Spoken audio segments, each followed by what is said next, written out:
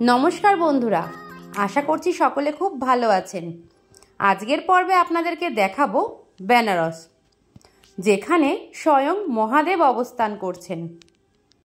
এখানকার মাহাত্ম্য এবং আধ্যাত্মিকতার টানে প্রতিদিন হাজারো হাজারো মানুষ পৌঁছে যায় এই বেনারসে। এবারে কিন্তু আমরা 3 দিনের জন্য বেনারস ঘুরতে গিয়েছিলাম, আর কাটনির থেকে গাড়ি করেই আমরা বেনারস পৌঁছে গিয়েছিলাম। কাটনির থেকে বেনারসের দূরত্ব হচ্ছে 360 কিলোমিটার, আর আমাদের পৌঁছাতে পৌঁছাতে সময় লেগে গিয়েছিল 6 থেকে 6.5 ঘন্টা। সকাল 7:30 নাগাদ আমরা বেরিয়েছিলাম, আর ওখানে পৌঁছেছিলাম কিন্তু 2:30 নাগাদ।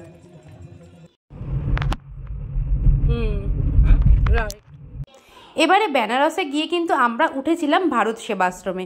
ভারত সেবাশ্রমে কিন্তু আগের থেকে কোনো রকম বুকিং করা যায় না, গিয়েই কিন্তু আপনাদেরকে বুকিং করতে হবে। মানে ওখানে যে মহারাজ থাকেন তার সাথে কথা বলে যদি ঘর খালি থাকে উনি কিন্তু অবশ্যই ঘর দিয়ে দেবেন। 2 রকমেরই ঘর পাওয়া যায় ওখানে, এসি রুম আবার নন এসি রুম। এসি রুমে হচ্ছে 1,500 টাকা, আর নন এসি রুমে হচ্ছে 500 টাকা ভাড়া। আমি আপনাদেরকে পুরোই ভারত সেবাশ্রমের ডিটেলস শেয়ার করব। ওখানের খাওয়া দাওয়াও কীরম ছিল সবই আমি নেক্সট ভিডিওতে আপনাদের সাথে শেয়ার করব। আপনারা ওটা দেখলে পুরোই বুঝতে পারবেন যে ভারত সেবাশ্রমে কিন্তু যদি আপনারা গাড়ি নিয়েও যান তাহলেও কিন্তু অনেক সুবিধা আছে গাড়ি পার্কিংয়ের। তাছাড়াও জলের ব্যবস্থাও খুব ভালো, সবই ভালো। আমি সেটা পরের ভিডিওতে আপনাদের সঙ্গে শেয়ার করব।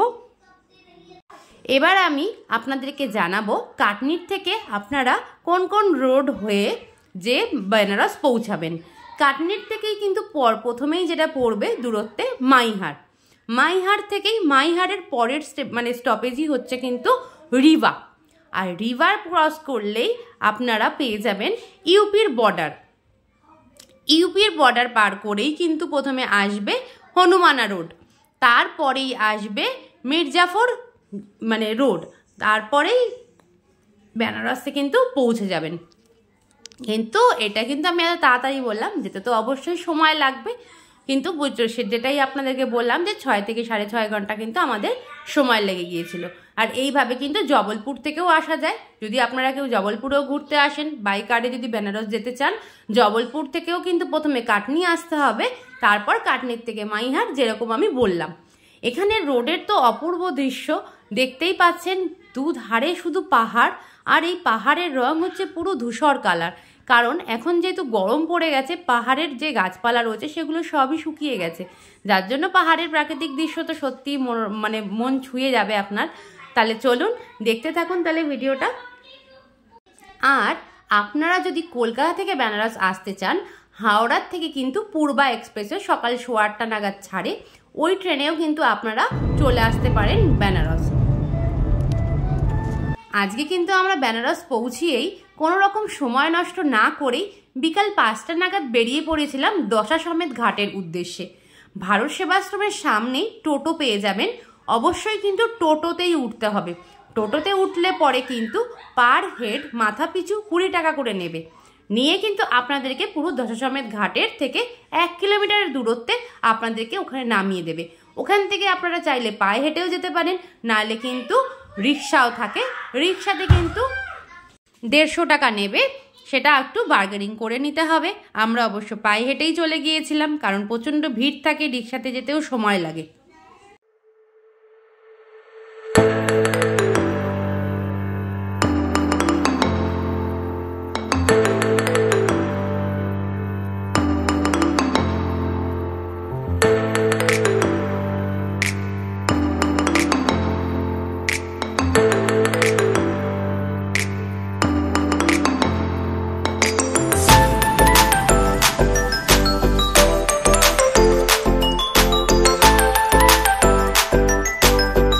গল্প করতে করতে কিন্তু আমরা এমপির বর্ডার পেরিয়ে ইউপির বর্ডারে প্রবেশ করে গেছি।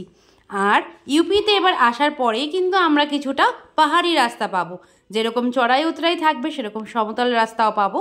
আর ইউপিতে প্রচুর রোড তৈরি হচ্ছে, যার জন্য ইউপির রোডও দেখলাম প্রচুর ক্লিন রয়েছে। আর ইউপিতে এসেই যেটা আমাদের প্রধান কাজ হচ্ছে পেট্রোল ভরানো। এখন আমরা কিন্তু সেটাই পেট্রোল পাম্প খুঁজতে খুঁজতে যাচ্ছি, কারণ ইউপিতে কিন্তু পেট্রোলের দাম একটু শুনেছি কম, সেই জন্য পেট্রোল পাম্পে গেলেই বুঝতে পারবো কীরকম দাম নিচ্ছে এখানে পেট্রোলের। আর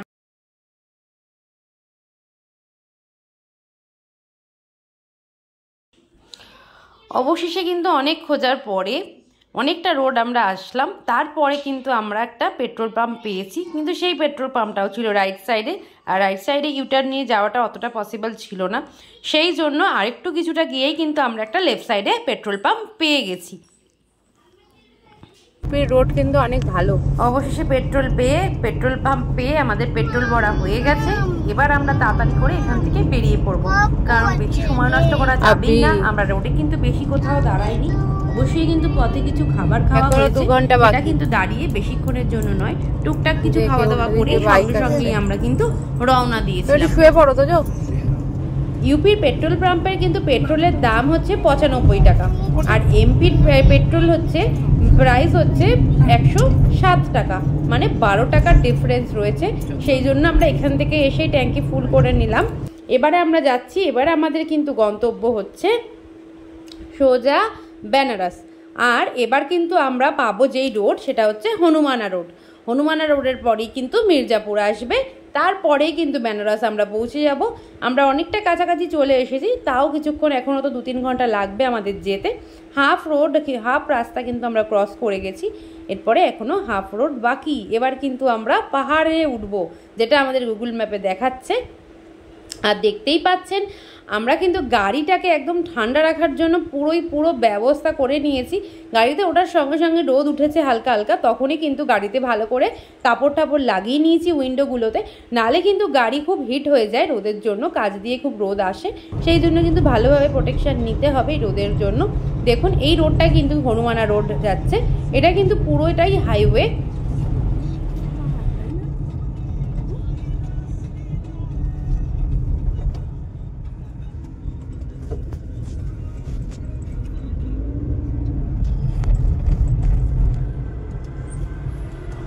দেখো এবার কিন্তু পাহাড় থেকে আমরা নিচে সমতলে নেমে পড়েছি, আর পুরো দূরে দেখো কি সুন্দর লাগছে, ওদিকেও কিন্তু রোড আছে।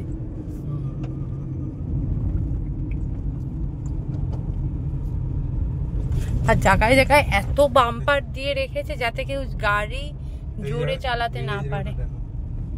এই জায়গার বাইরেটা একবার শুধু দেখ। এবার কিন্তু যেটার অপেক্ষা এতক্ষণ ধরে করছিলাম আমরা সবাই, সেই রাস্তায় এসে গেছে। পাহাড়ের উপর দিয়ে যেতে হচ্ছে, আর নিচে কিন্তু অনেকটাই খাই দেখতে পাচ্ছি। পুরো পাহাড়ের এক সাইডে পাহাড় রয়েছে, এক সাইডে রাস্তা, আর একদিকে কিন্তু খাই। এরম ভাবেই গাড়ি চালিয়ে যেতে হচ্ছে। আর রাস্তার মধ্যে কিন্তু অনেকগুলো করে বাম্পার দেওয়া রয়েছে যাতে কেউ জোরে গাড়ি চালাতে না পারে। যেহেতু অনেকটা টার্ন রয়েছে রাস্তায়, দেখো ট্রাকগুলো তো খুবই ধীরে ধীরে যাচ্ছে, যার জন্যই। আর সামনে কিন্তু যে পাহাড়টা দেখা যাচ্ছে ওর সাইড দিয়েই কিন্তু সরু একটা রাস্তা গেছে, সেই রাস্তা দিয়ে কিন্তু আমরা নিচের দিকে নেমে যাব সমতলে। আমাদেরও দেখতেও ভালো লাগছে, যেতেও ভালো লাগছে, কিন্তু একটু সামান্য ভয় তো রয়েছেই, যেহেতু পাহাড়ি রাস্তায় তো গাড়ি চালানো হয় না। আর দেখো এত বাম্পার দেওয়া রয়েছে এই রাস্তায়, যার জন্য আস্তে আস্তে চালাতে হবে। আর দেখতেই পাচ্ছেন সাইডে কিরকম বীজটা দেখা যাচ্ছে খাইয়ের। এই রোডটা কিন্তু ক্রস করলেই নিচে নেমে যাব আমরা। বন্ধু আমি চুপচাপ बैठो देख रोड ऐसा है डिस्टर्ब मत करो। পুরো দেখো আমরা পাহাড়ের উপর দিয়ে পুরো নিচের দিকে পুরো নেমে এলাম।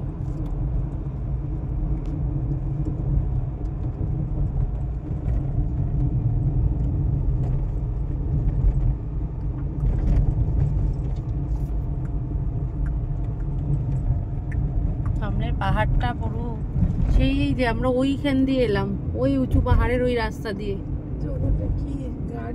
হ্যাঁ ওখান দিয়ে তো আমরা এলাম, ওই পুজো ওখান দিয়ে টার্নটা নিলাম না, ওখান দিয়ে তো নামলাম, ওখান দিয়ে নেমে এই যে নিচে রোডে এলাম। এবারে সমতল রোড, কিছুটা ইউপির কিছুটা ওই পাহাড়ের ওপর দিয়ে আসতে হয়। কানগুলোও যেন বন্ধ বন্ধ হয়ে গেছে।